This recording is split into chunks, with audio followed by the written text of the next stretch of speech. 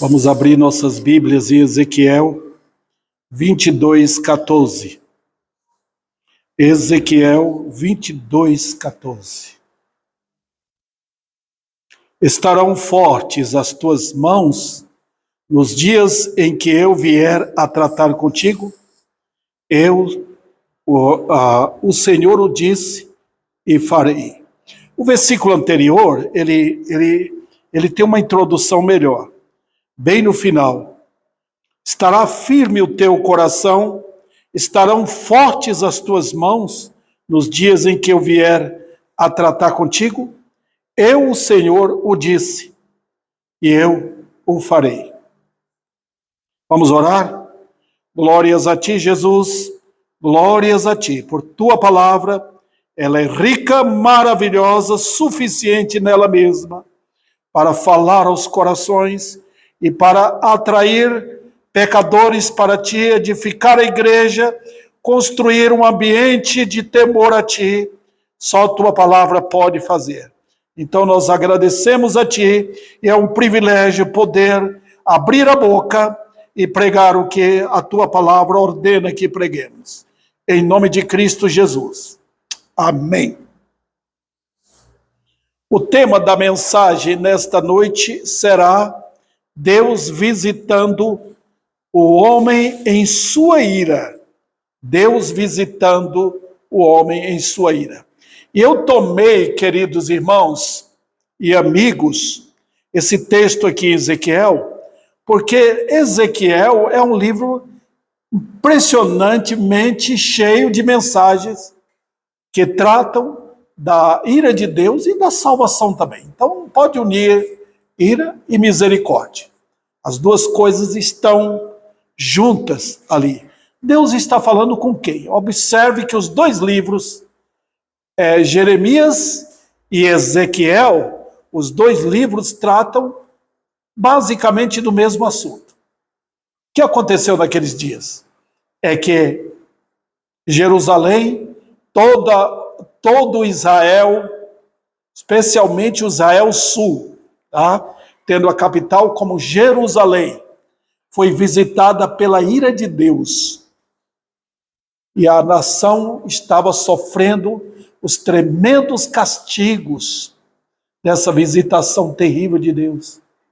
O Nabucodonosor chegando e com as tropas dele, matando milhares de pessoas, destruindo a cidade, destruindo o templo, levando milhares para a Babilônia.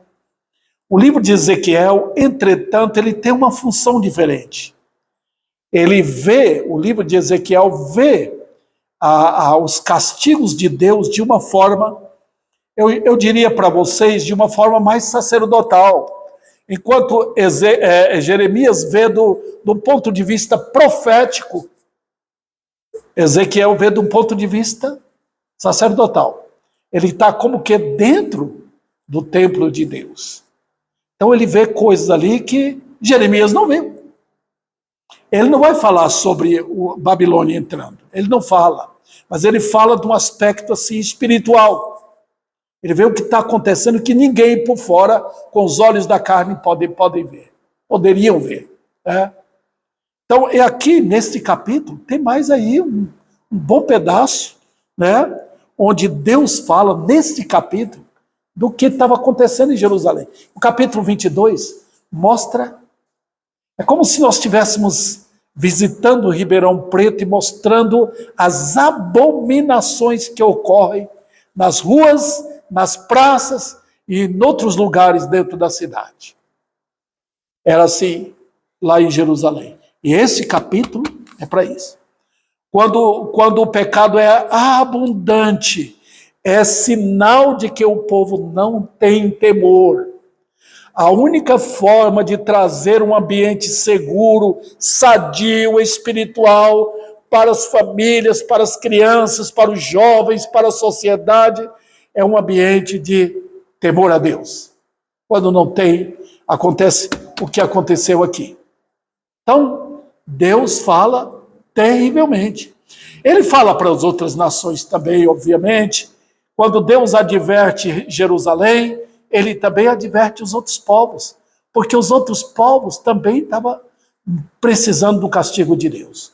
E Deus trouxe castigo para as outras nações, usando naquele tempo a Nabucodonosor, Babilônia, né?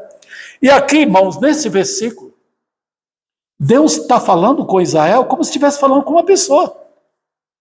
Né? Assim na Bíblia, ele fala também, por exemplo, agora no Novo Testamento, ele vai falar com a igreja como se estivesse falando com uma pessoa. Né? E aqui ele fala com Israel. Observa o versículo 13. Eis que bato as minhas palmas com furor contra a exploração que praticaste e por causa da tua culpa de sangue que há no meio de ti. Aí então ele faz essas duas perguntas. Estará firme o teu coração?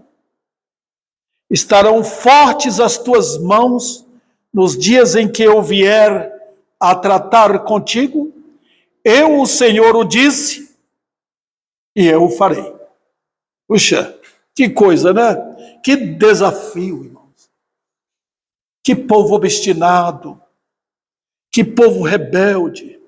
Esse Deus falava através do profeta em tom de misericórdia.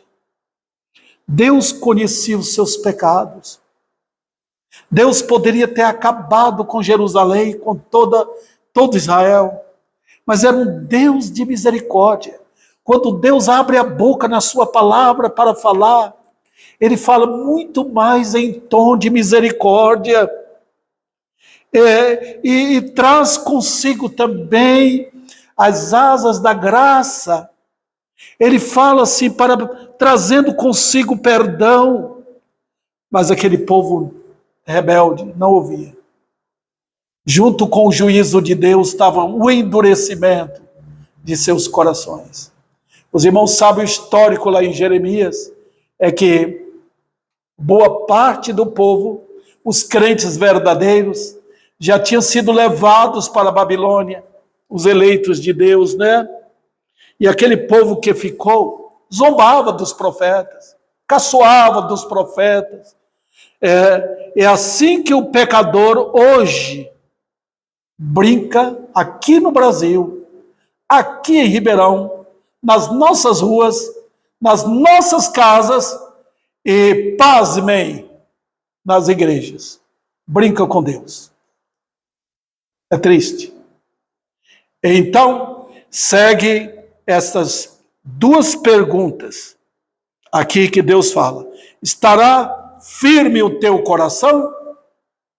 Aí ele faz a segunda pergunta. Estarão fortes as tuas mãos nos dias em que eu vier a tratar contigo?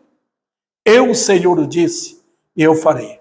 Eu vou pregar só pegarei esta última parte do versículo 13 e unirei com o versículo 14 para trazer esta mensagem textual para os irmãos. Primeiro, nós vemos aqui uma advertência de Deus. E hoje nós precisamos trazer essas palavras de advertência. E eu devo mostrar para os irmãos como podemos conectar essas mensagens de advertência hoje. Como o povo deve saber disso? E por quê? Olha, eu vou mostrar para os irmãos. É uma advertência que mostra Deus se afastando na sua graça, na sua bondade. Ele vai com os profetas, vai falando, com paciência, ele vai chamando. Está vendo como Deus é? Nós temos que cuidar com aquele extremismo de dizer que não temos que pregar o evangelho. É só falar de doutrina. Não. Nós temos que avisar. Noé passou anos e anos na construção daquela arca, avisando ao povo do juízo que viria. Quando Deus fala de juízo, ele usa muito tempo, irmãos. A boca do profeta fala, é porque Deus está dando tempo, ouça e ouça.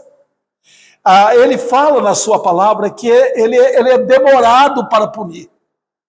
Ele é demorado. Então, irmãos, ele chama com paciência. Olha quantos anos Deus gastou com Jeremias, com Ezequiel e com outros profetas, sem falar que Noé, que pregava usando serrote, martelo. Olha, queridos, é também uma advertência, porque Deus está vendo a rebelião contra a palavra. Deus não estava falando com os filisteus. Deus não estava falando com os egípcios. Deus não mandou o profeta para lá.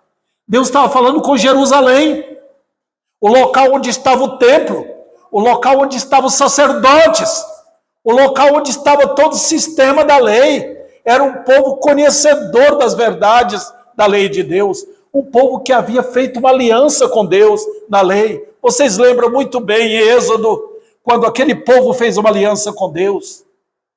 E agora, irmãos, o que acontece? Ele está vendo a rebelião contra a palavra.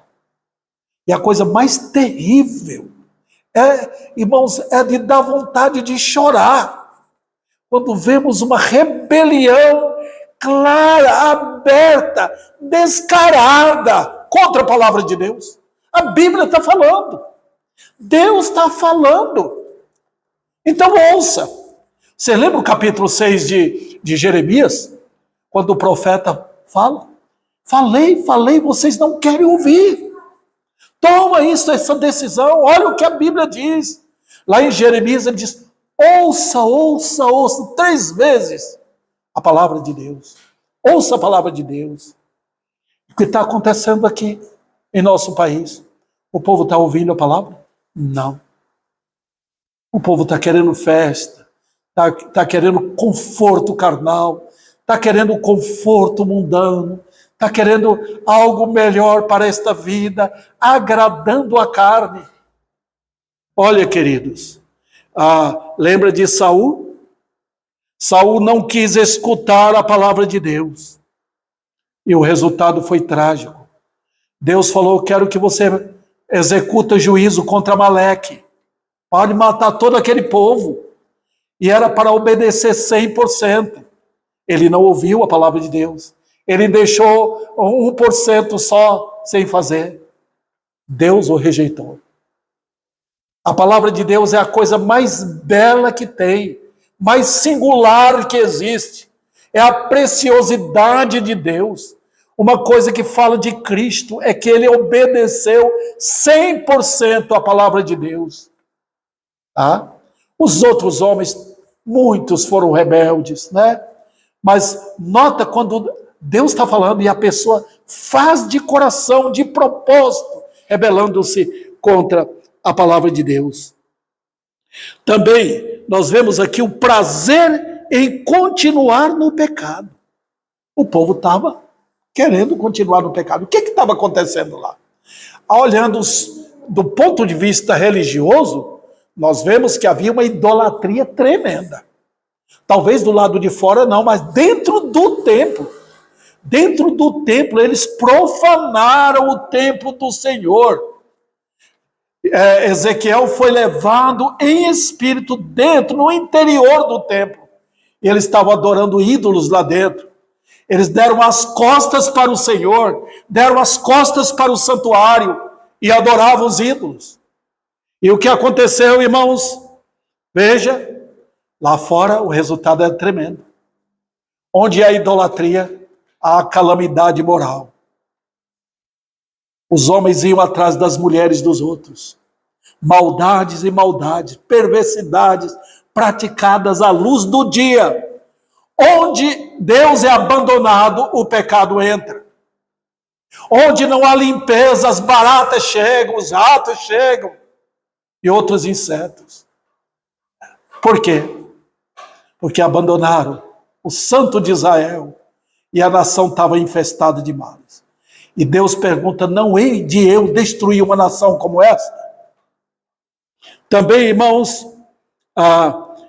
é uma advertência, porquanto a rebelião é um atrevimento na face do Deus de amor. É zombar de Deus. Nós vemos hoje o que está acontecendo. mulheres ocupando o lugar de pastora. Isso é dar tapa na face de Deus, desonrando, rebelando-se contra os seus maridos. É um sinal claro de que Deus está sendo desrespeitado. Os homens também, por seu turno, não respeitam o Senhor, entraram na dança da maldade. Os jovens também, os adolescentes. E as igrejas brincando de shows, brincando de show. A palavra de Deus é desprezada. Deus não está falando. Não há temor de Deus. Não há o cálice diante de Deus. Cálice toda a terra. Então, queridos irmãos, a advertência também, nesse texto, os irmãos estão olhando aí, é uma advertência seríssima. Por quê? Porque Deus está revelando em suas palavras o quê? Ele está revelando o juízo. Dá uma olhada. Estarão fortes as tuas mãos nos dias em que eu vier a tratar contigo? Deus está falando de quê? Ele não está falando de salvação aqui. Ele está falando de juízo. Eu vou vir. Eu vou dar as costas. Eu vou afastar. Eu vou talvez demorar. Mas quando eu voltar, eu vou tratar contigo. E suas mãos estarão fortes. Seu coração estará forte naqueles dias. Está vendo? Irmãos, eu lembro lá na Bahia, uma vez, 2 homens inimigos se encontraram. Os 2 armados, um de revólver e outro de faca. O que estava com a faca foi próximo e deu uma facada no seu amigo. O outro ainda conseguiu, antes de morrer, ainda dar um tiro e matou. Os 2 morreram. Mas aqui nós não estamos lidando homem com homem. Nós estamos lidando com Deus. O Deus que diz, eu vou, mas eu vou voltar. E você está forte? Então, quando Deus vem aparentemente na fraqueza, é porque Ele está falando em misericórdia. Ele não está vindo com as mãos com o punho fechado para dar soco. Ele não está puxando a espada dele. Ele não está puxando o seu punhal ou revólver. Deus está falando em amor. Deus está falando, mostrando quem Ele é. Ele é um Deus compassivo. Então, não quer continuar? Então diz, eu vou embora, mas vou voltar. Observe, irmãos. A advertência também, ele lhes havia visitado para salvá-los. O amor de Deus tem em vista salvar. Um Deus de compaixão, queridos irmãos. Note bem que aqui não está tratando você é eleito, você foi escolhido antes da fundação do mundo. Não, não é isso. Deus está falando com os homens naturais. E eles são responsáveis. Eles estão pisando em terreno divino. Eles estão habitando numa terra que pertence a Deus. Eles estão comendo frutos que Deus colocou. Eles estão andando em território santo. A criação é sagrada, mas eles estão usando toda a criação para manchar com o pecado. É assim que eles estão fazendo, queridos irmãos. Mancharam a família. Mancharam suas bocas, mancharam seus pés, seus caminhos são tortuosos. Eles estão fazendo isso, queridos irmãos. Então, como é que Deus vai tratar? Não é um Deus compassivo? Ele chega em misericórdia. Arrependa. Não foi assim que ele falou com Caim? É o seu dever controlar o seu pecado, para você não pecar. Então Deus está conversando com o homem natural. E o homem natural, ele é responsável perante Deus. É responsável. Arrependa. Não está tratando se Deus vai salvar para levar para o céu. Deus está apenas dizendo, eu estou trazendo o juízo. Se você se humilhar, eu retiro o juízo. É só isso. Não foi assim com o rei Acabe? Quando o rei Acabe se humilhou, Deus tirou o juízo por um tempo. O que Deus quer falar com o nosso país? O que Deus quer falar com o Ribeirão Preto? O que Deus quer falar com os homens, com os rapazes, com as moças, com as mulheres. Deus está falando, se humilhe, caia perante mim, eu sou Deus.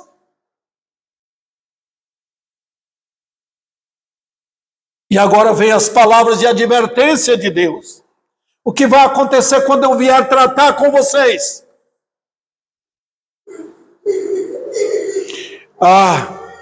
Eis agora o Salvador se afastando. E quando ele se afasta, ele vai lá no seu lugar, onde as suas armas estão, e vai voltar em cólera. Deus dá tempo para o pecador. Quando Deus se afasta, ele deixa atrás um ambiente de endurecimento. Quando Miriam ficou com raiva de Moisés, e Deus falou, por que você está tratando com Moisés assim? E Deus se afastou dela, na ira dele, ela ficou leprosa. Quando Deus quer lidar com alguém, ele se afasta na sua misericórdia, ele se afasta. Então ele deixa um local de endurecimento e a pessoa não se arrepende mais. Não se converte mais.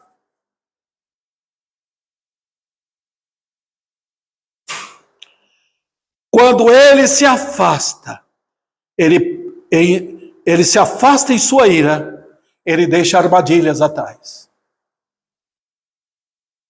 Mas também ele faz em juramento.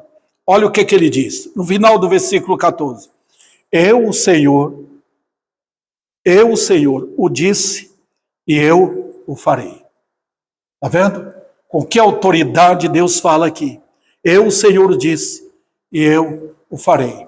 Eu já contei para os irmãos do caso do rapaz nos Estados Unidos, muitos anos atrás. Ele estava jogando e perdeu o jogo e ficou com raiva e atirou no seu companheiro de jogo, matou o rapaz. Foi condenado, iria ser enforcado. Ele foi preso. Ele era um moço que teve antes um bom comportamento. Ele não teve uma ficha má anteriormente. Então os vizinhos e amigos mandaram mensagem para o governador do estado, pedindo para ele perdoar o moço. E o governador recebeu. E o governador era um homem crente. Aí o governador falou, tá bom, eu vou lá visitar. Vestiu uma roupa como se fosse de pastor, de clérigo, e levou consigo um papel, um escrito de perdão. Levou lá. E quando ele chegou, teve a oportunidade de entrar, o rapaz falou, eu não quero nenhuma visita religiosa. Não quero. Pastor, por favor. Ele tentou entrar, o rapaz disse, não quero isso aqui não. O governador triste saiu. Aí o carcereiro falou, acho que você recebeu a visita do governador, né? Os olhos dele ficaram desse tamanho. Eu? Do governador? Sim. Ele trouxe um pedido de perdão para você e você não quis.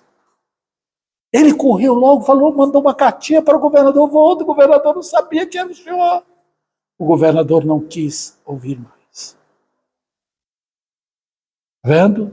O governador, em outras palavras, veio em misericórdia e afastou-se na sua ira. Está vendo o que Deus faz com muitos homens e mulheres? Ele vem e fala, ele vem em misericórdia. O pecador não quer ouvir, ele afasta na sua ira. Aquele moço foi levado à forca e ele pôde falar para todos os jovens, mandou um aviso para todos os jovens americanos. Eu tinha na mão a possibilidade de escapar, mas eu não dei ouvidos para o governador, então eu vou morrer. E olha, é assim que muitos fazem. Não quer ouvir, então Deus se afasta na sua ira. Vamos para o segundo ponto aqui, queridos irmãos. A visitação de Deus aos salvos. Olha, queridos, eu coloquei aqui essas duas perguntas e coloquei a primeira ligando aos crentes. Eu lembro aos irmãos que Deus sempre tem, em qualquer situação, em qualquer lugar, Ele tem seu povo eleito, seu povo escolhido, seu povo salvo. A gente olha nós podemos olhar, estudar, averiguar bem o livro de Jeremias e ver que Deus teve um povo em Jerusalém e foi aquele povo que Deus mandou para a Babilônia e era o povo eleito de Deus que foi para lá. Mas, então, sempre a gente tem que lembrar que há um povo salvo. E aqui eu quero destacar o final do versículo 14. Estará firme o teu coração. Por que eu coloquei assim, irmãos? Para os crentes. Porque um segredo de ver os crentes é no coração deles. É ali que descobre. O crente é crente no coração. O que eu estou destacando agora, irmãos, é o seguinte. É o fato que muitas pessoas que pensam que são crentes não são. Por quê? Quando a mensagem vem e mexe com o coração deles, ficam com medo. Muitos não querem que a luz venha e ultrapasse algum lugar. Por exemplo, eu creio no corpo, alma e espírito. Mas a luz vem e atravessa o corpo, e chega na alma, tenta atravessar, a pessoa não quer. Não quer que invada o território sagrado, porque tem coisa escondida lá, tem alguma versão perigosa de a idolatria lá dentro do coração e não quer que chegue. Tem um amor ao dinheiro, tem um amor ao mundo, tem qualquer idolatria lá, então ele não quer. Então muitos querem dizer, eu sou salvo, somos salvos. Muitos vão falar assim, somos salvos. É bom, né? Eu vou para o céu. Mas quando a mensagem chega, a palavra de Deus, ela não é uma florzinha que você dá para dizer, você é salvo, não. A palavra de Deus não é um perfume para jogar para aqueles que estão dizendo que aceitaram Jesus. A palavra de Deus é espada. Ela penetra todo o coração, todo o ser humano. O escritor aos Hebreus fala sobre isso no capítulo 3. Espada do Espírito. A palavra de Deus é assim. Ela penetra mesmo. E ela descobre. Não tem muralhas, que por mais alta que seja, que a palavra não ultrapasse. Impressionante. Então, eu me dirijo com esta pergunta. Estará firme o teu coração? Vamos falar aqui aos crentes. Vamos lá. Eu quero fazer algumas perguntas postas aqui na minha mensagem. Primeiro, foi quebrada a tua rebelião e a tua incredulidade. Foi vencida aquela rebelião inata do coração do homem. Nós aqui cremos na depravação total. Eu creio que você crê também. Foi quebrada a tua incredulidade. Foi vencida aquela disposição terrível de fazer o que quer, de negar Cristo no viver, na boca, no falar, no cantar. Foi vencido tudo isso e você se rendeu a Cristo Jesus, olhou para a cruz, se rendeu ao Cordeiro de Deus para a sua salvação. Segunda coisa, já foram vistas as tuas iniquidades ocultas. O Rei da Glória chegou lá. O portal abriu, ele entrou, como diz o Salmo 24. Olha que coisa fantástica. Cristo, o Rei da Glória, entrou e venceu o diabo, venceu o pecado, destruiu, limpou, purificou fielmente o teu coração, tirou as iniquidades ocultas do teu coração. Terceira pergunta. Reconheceste um dia a tua miséria e o merecimento do inferno? Reconheceste? Foste colocado como um verme? Ou agora fica com medo? Você quer cortejar o céu e está caminhando para o inferno? Outro, já foram perdoados teus pecados pelo sangue vertido. Não tem meio de ir para o céu sem tratar com o pecado. Quando Deus trata com o pecado, é na base do perdão e purificação. É aquela poderosa doutrina da justiça de Deus. Deus tem que tirar essa maldade, essa perversidade, dar um novo coração. Purificou pelo sangue do Cordeiro, de tal maneira que Deus não mais está vendo os seus pecados, Ele está vendo o sangue do Cordeiro. Outro detalhe, sua vida agora prova real transformação. Não estou perguntando se você é perfeito. Nenhum crente é perfeito. Estou apenas dizendo, houve transformação. Você abandonou o mundo, abandonou as más amizades, abandonou aquele convívio secreto com o mundo. E você tem prazer no Senhor agora. Consertou a vida de outrora. Arrependeu-se dos seus pecados. Há também em você, como prova de transformação real, um desejo de santidade e de agradar a Deus, um prazer por santidade, de querer ser igual a Cristo. Outra pergunta, sua fé está firmada onde? Na rocha eterna. Está firmada. Sua fé está firmada, como diz o hino, no Senhor. Pronto ali. Eu sei que tem provação. Eu sei das nossas fraquezas. Eu sei que o crente é assim, ele é fraco. Ele titubeia. Vem momentos difíceis da vida. Provações são tantas. Mas os seus pés estão firmados na rocha. Eu não estou perguntando se você é desta ou daquela igreja. Eu sou da Igreja Batista. Sim, eu ergo a minha bandeira na minha fé batista e não abro mão. Mas eu não estou perguntando sobre isso. Eu estou perguntando se sua fé está firmada numa rocha inabalável, a rocha dos séculos, Cristo Jesus. Outra pergunta. Sua alegria está onde? Nos bens daqui? Eu não estou dizendo que você vai ser pobre. Você pode até ser rico. Mas um crente rico, ele considera isso bênção de Deus.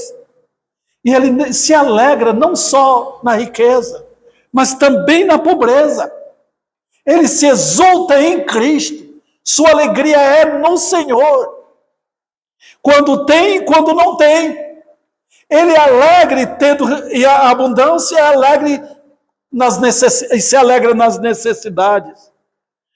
Ou você tem prazer naquilo que Deus tem preparado para a sua riqueza eterna.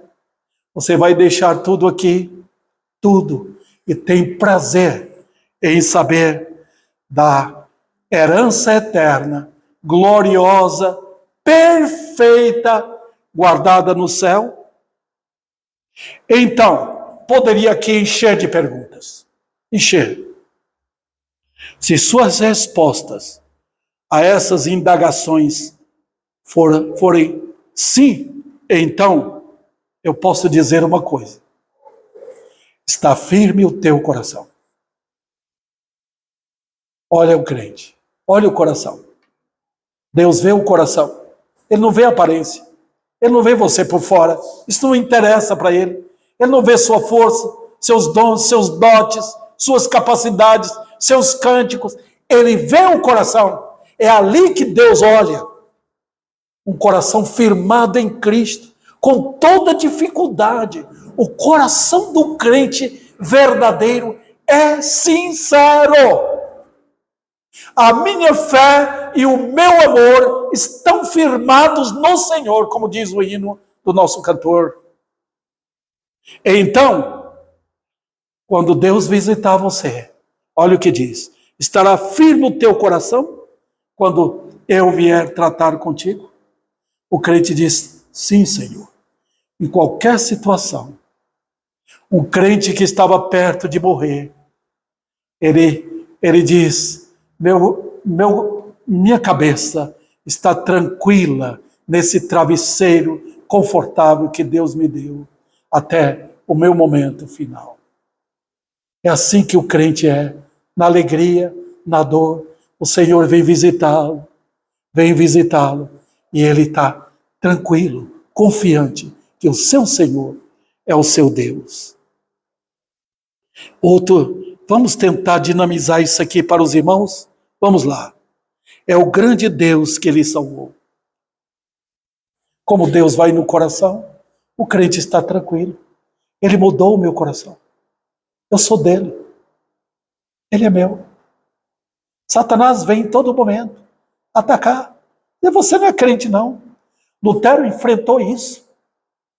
E todo verdadeiro crente que quer andar com Deus enfrenta isso todo momento. Será que eu sou? É Satanás chegando ali, batendo ali, tentando derrubar você. Quanto mais o crente for firme e disposto a andar com Deus, mais atacado ele é. Que coisa! Grande é a luta. Olha os nossos hinos, irmãos. Foi grande a luta da provação. Olha os ataques que os crentes sofrem. Ele é o Deus que não pode mentir. Ele vai sempre dizer, eu te amei. Deus está sempre visitando o crente no coração dele. E periodicamente ele traz disciplina, um amor inaudito. Ele vem sempre assim, carregado de munição da graça, nos ensinando a sermos mais dependentes dele. Quanto mais fraquinho a gente é perante ele, melhor. Perante os homens, não. Os crentes têm que mostrar força, poder, coragem, dinamismo perante os homens. Eu só confio no Senhor, como diz um corinho antigo que nós sempre cantávamos, né? E assim, mas perante o nosso Deus, sempre fraco. Como o Senhor falou para Josué, quando Josué estava olhando para Jericó e apareceu aquele senhor dele. Ali ele não reconheceu. Quem és tu? Josué perguntou. És um dos nossos inimigos? Falou, não, sou o capitão do exército do Senhor. Era Jesus ali. Tira as sandálias dos pés, porque o lugar que você pisa é santo. Josué se humilhou ali.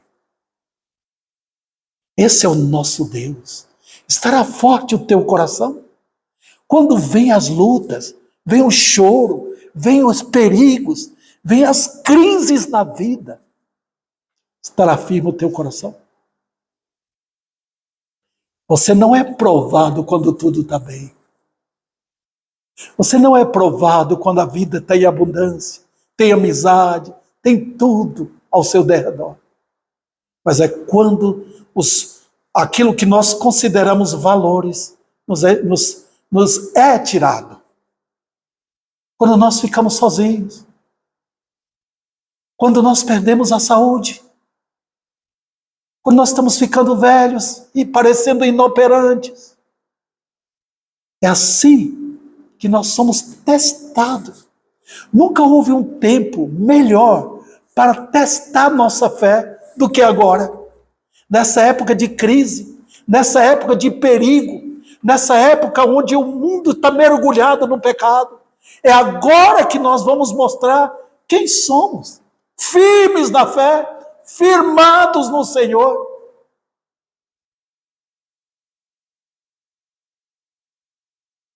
Ah, sim. Sua alma e seu coração são firmes agora? Será naquele dia. Se você é provado nos momentos difíceis e você passou, significa que você vai ser provado mais adiante e vai passar também. Tem os testes mais rigorosos que virão. Foi sozinho que Daniel enfrentou o diabo e a turba mundana no palácio de Nabucodonosor. Seus amigos também. todo aquele, sabe, aquele cortejo de religiões unidas para adorar o diabo, eles enfrentaram determinados e firmaram na fé. Quando eu vejo qualquer coisinha, o mundo está começando a brilhar suas velinhas, as velas acesas, e o mundo parece hipnotizar a gente. A religião ali, olha aquele tipo de culto, olha aquele louvor ali brilhando, e você fica fascinado. Então você não sabe o que é verdadeiramente o crer segundo o coração. Minha fé está firmada no Senhor. Eu não abro mão. Ah, sim, sua confiança está baseada na gloriosa obra da redenção. Olhamos para Cristo, olhamos para o autor e consumador da nossa fé, não tiramos os olhos dali. Aquele que foi à cruz, venceu, triunfou para nos tornar triunfantes também. E essa é a maravilha das maravilhas. O crente tem uma luz forte, reluzente, gloriosa, que veio da cruz. Esse tempo eu estava vendo na internet, eles fazendo propaganda de uma lâmpada, acho que veio da Alemanha, que ela aciona 1 quilômetro forte. Mas nós temos, queridos, uma luz que vem da cruz, que brilha o nosso caminho, até chegada no céu.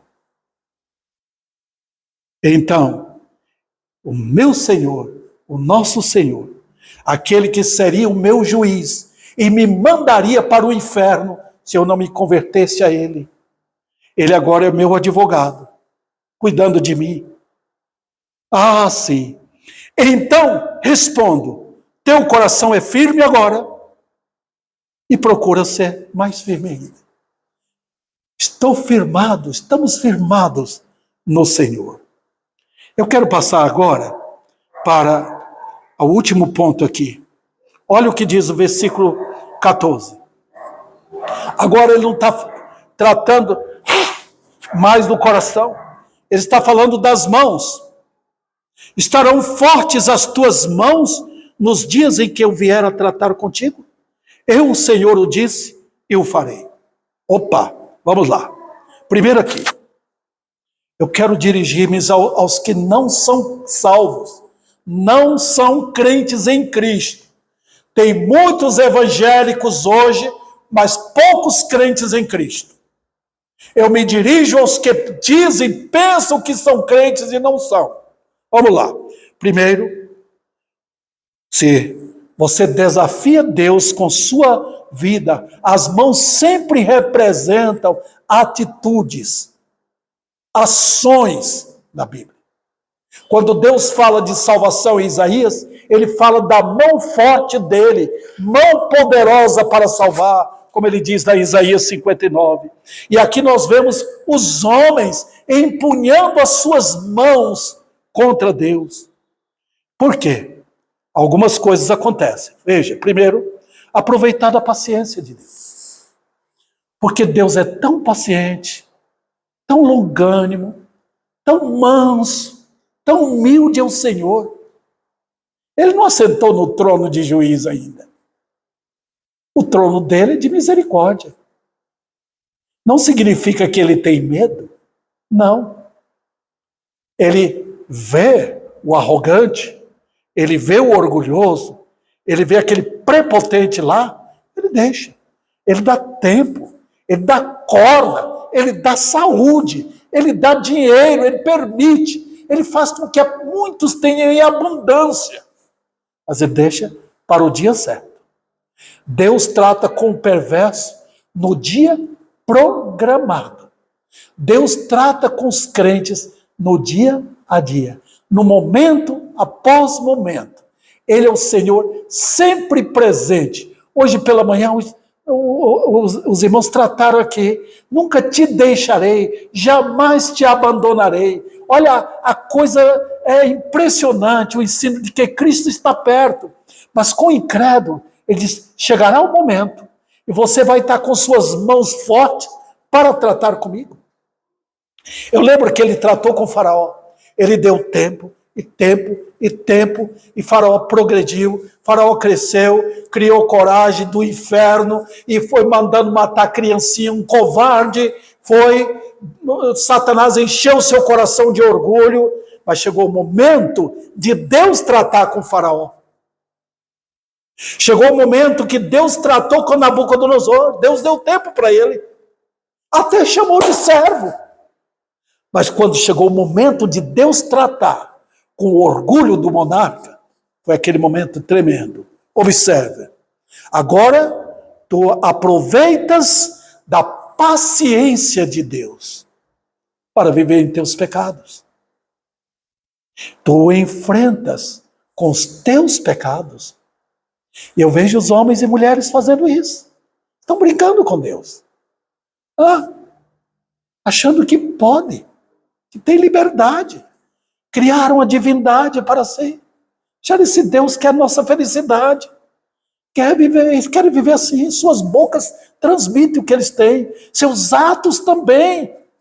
Estão vivendo em prostituição, idolatria tremenda. E muitos estão dizendo que estão fazendo louvores para Deus. Estão marchando para Jesus. Quem disse? Quem disse que o Senhor quer um grupo que marcha para Ele? Outro detalhe. Naquele dia, tu verás o quanto és nada. O que é teu punho contra Deus? Nada tu és agora. Ó pobre verme, tu irás contra Deus? Esse Deus que não tem nenhuma dificuldade. Nós às vezes temos dificuldade de matar uma formiguinha que passa perto da gente. Deus não tem uma dificuldade sequer de tirar o ímpio da face da terra e mandá-lo para o inferno. Não tem. Ele ordenou e anjos fulminaram Herodes no ato. O Senhor virá na sua ira. E sabe, o livro de Naum, ele diz que ele reserva indignação para os seus inimigos. Os irmãos sabem o que é reservar? Nós ajuntamos dinheiro para alguma coisa que nós queremos fazer. Deus reserva indignação. Ele acumula indignação para os seus inimigos. Quando chega no tempo, ele pega aquilo que ele guardou e traz para os seus inimigos. Foi assim que ele fez com a raça humana nos dias de Noé. Foi assim que ele fez com Sodoma e Gomorra. Foi assim que ele fez com Faraó. Foi assim que ele fez com Israel, o Israel ímpio, o Israel perverso, nos dias de Jeremias, nos dias de Ezequiel. Foi assim que ele fez. Esse Deus chegou indignado contra os seus inimigos. Oh, meu amigo, eu quero lembrar, não tem um amigo, não existe um amigo melhor do que Deus, mas também não existe um inimigo pior do que ele. Então, eu quero lhe dizer, nada te poderá socorrer naquele dia. Nada. Não tente. Você não tem advogado nenhum. Você vai procurar quem? Seu Deus? Seu ídolo? Maria? Outros ídolos? Vai procurar um pastor que protegeu você pregando coisa que você gosta de ouvir? Você vai procurar? Você não tem socorro nenhum. Você não tem advogado no céu. Não tem uma mediadora ao lado de Jesus lá, não. É só ele e o Pai. É o único advogado. E ele é advogado do seu povo. Porque ele pagou na cruz o preço do pecado pelo seu povo. E você está brincando com ele? Brincando com seus pecados? Você não vai ter ninguém para te socorrer. Você gritará. Quem vai te socorrer? Lá em Deuteronômio, Deus está falando com os inimigos dele no capítulo 34. Ele está falando, e agora? Vocês que procuraram Israel, tá vendo? Vocês que procuraram os seus ídolos, O que eles farão naquele dia? Quando vocês estiverem em apuro, vocês vão gritar, eles vão te socorrer. Você que procurou uma religião, você que procurou um falso profeta, você que procurou um ídolo, você que confiou no homem, confiou na sua força. Quem vai te socorrer naquele dia quando eu vier tratar contigo? Se tu és fraco ante mera criatura, se você não pode contra um homem, não pode contra uma cobra, não pode nem contra um vermezinho que traz consigo veneno, quanto mais com Todo-Poderoso. O que pode fazer? Qual a solução? A solução agora é o arrependimento incrível. Eu estou pregando arrependimento, porque quando o homem se arrepende, Deus tira a sua ira e se volta para aquele pecador, pobre coitado, para falar ao seu coração. Esse é o Deus tremendo. Quanto mais o homem vai ao pó, melhor. Deus desce do lugar para falar com o pó, com o verme. Ele desce do seu trono de glória para falar em misericórdia com alguém digno do inferno. Eu vejo hoje a zombaria, a brincadeira com Deus. Oh, pobre pecador, cai ao pó. Quem sabe o Senhor usará de misericórdia para contigo. Que Ele, esse grande Senhor, venha aplicar a sua palavra em nossos corações.